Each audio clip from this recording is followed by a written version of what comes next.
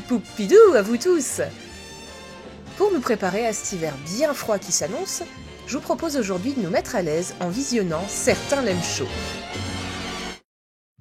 Alors déjà, je vous rassure, pas d'esprit tordu ici. Qu'est-ce qu'on aime chaud? Bah là c'est le jazz!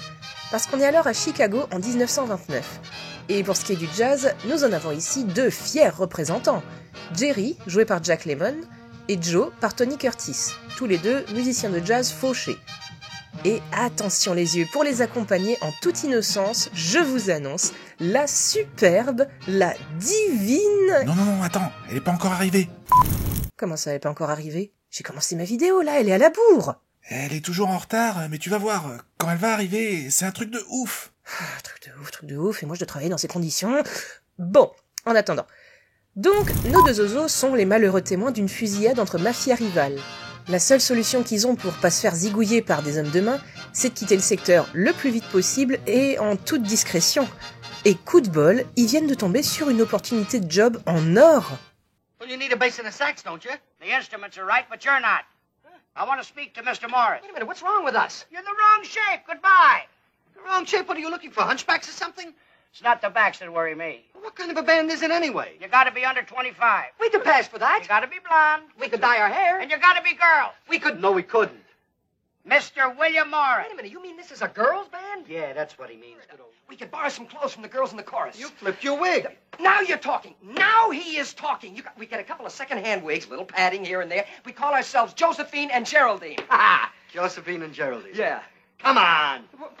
C'est donc avec ce plan hautement infaillible qu'ils se pointent tous les deux à la gare, sapés comme jamais, pour intégrer l'orchestre jazz de la sévère Sweet Sue, qui embarque dans le train pour jouer en Floride en tant que Daphné et Joséphine. Et qu'ils tombent en pamoison à l'arrivée de la lumineuse, de la frétillante... Elle est toujours pas là, hein? Non, c'est du vrai bon retard là. Mais enchaîne, ça va la faire venir. Pourquoi elle est toujours en retard et pourquoi je dois travailler comme ça? J'en ai marre. D'accord. Bon, il n'y a pas le feu. Cool. Donc, le plan de base fonctionne à merveille, nos belles dames embarquent dans le train. Et maintenant, le but est de maintenir coûte que coûte leur couverture, au milieu de musiciennes charmantes, super amicales, et, prohibition oblige, qui se jettent frénétiquement sur la seule bouteille de whisky que l'une a planquée. Le train arrive enfin à Miami, dans l'hôtel de luxe où l'orchestre doit se produire pour la saison. Évidemment, les filles sont ravies de ce cadre super classe, du soleil, de la plage, et des vieux messieurs très riches qui les saluent bien bas. Daphné tarde pas à se faire accoster par l'un d'entre eux, Osgood, qui doit avoir une sacrée mauvaise vue. Look at that, I'm not even pretty. They don't care, just so long as you're wearing a skirt. It's like waving a red flag in front of a bull. Et Joséphine à se faire enquiquiner par le jeune liftier de l'hôtel. Quant à notre dernière poupée... Oh, pitié, dis-moi qu'elle est arrivée, j'arrive plus à tenir pour raconter le film. Elle est arrivée. Allez, vite, fais-lui une entrée. Oh, purée. Alors, mesdames, messieurs, j'ai l'honneur de vous annoncer la troisième copine du trio. La délicieuse, l'irrésistible, l'étourdissante Marilyn Monroe.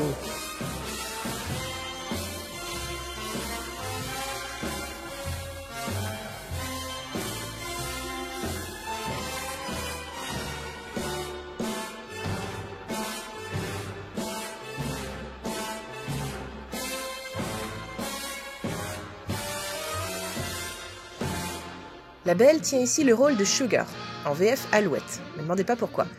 Une joueuse de ukulélé naïve et paumée, qui va bien entendu rendre dingue les deux compères travestis. Bon, je reprends du coup à l'arrivée à Miami.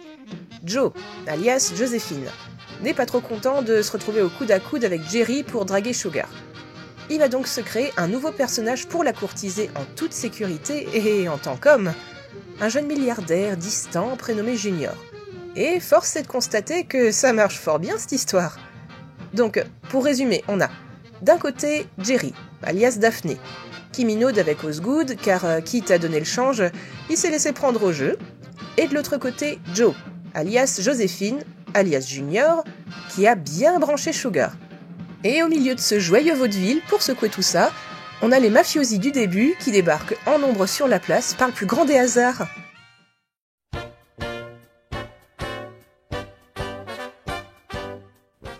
Billy Wilder, vous l'avez déjà croisé en ma compagnie, c'est le réalisateur de Sunset Boulevard, donc un gage de qualité.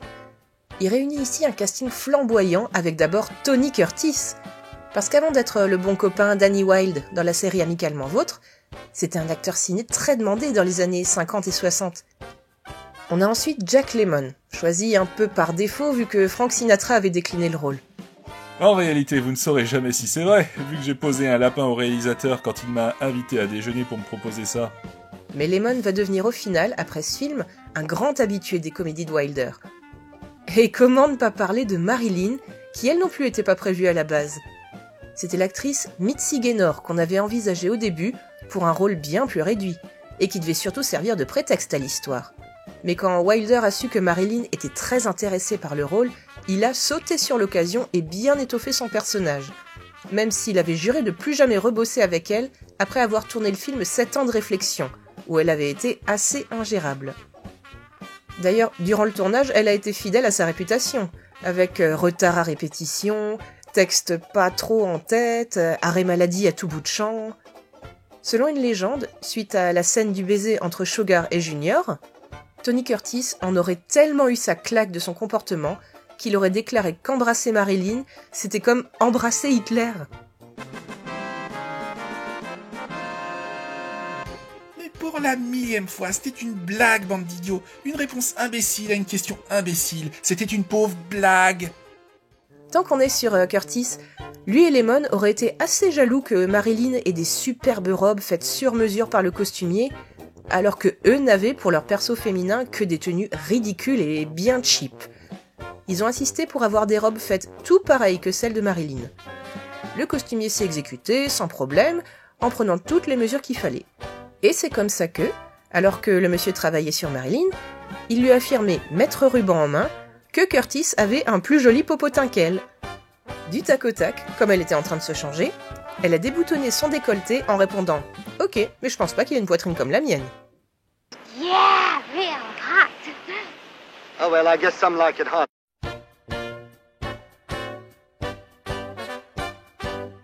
Alors, parmi les scènes les plus connues du film, on a ici l'orchestre qui se produit à l'hôtel, Daphné et Joséphine jouent en donnant le change, et Sugar chante « I Wanna Be Loved by You ».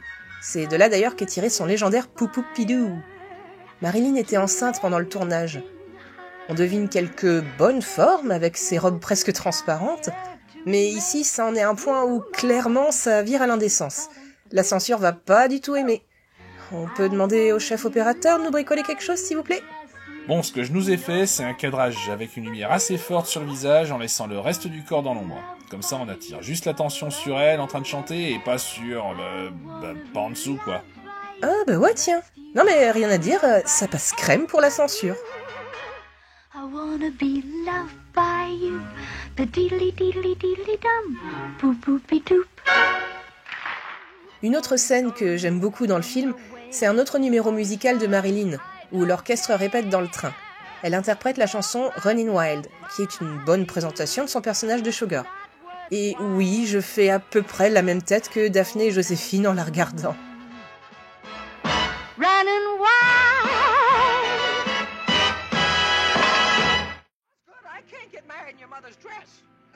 Enfin, une dernière scène importante dans certains Lem Show, c'est justement la toute dernière du film. En particulier la réplique finale, que Wilder voulait même pas garder à la base. Il s'était juste tellement cassé la tête pour trouver une chute quelconque que, bon, il l'a gardée par défaut. Et ben sa chute par défaut, elle est quand même devenue ultra culte dans le petit monde du cinéma. Osgood, le milliardaire qui en pince pour Daphné, est bien décidé à l'épouser. C'est vrai quoi, crotte alors. Alors, le pauvre Jerry, dos au mur, essaie de se défiler en tournant autour du pot, et au bout d'un moment, il craque. Je vous laisse avec ça, et on se dit à très vite, cinéphiles de tous bords. I'm a man. Well, nobody's perfect.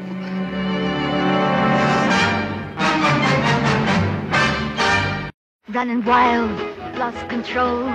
Running wild, mighty bold. Feeling gay, reckless too. Carefree mind all the time, never blue. Always going, don't know where. Always showing, I don't care. Don't love nobody. It's not worthwhile.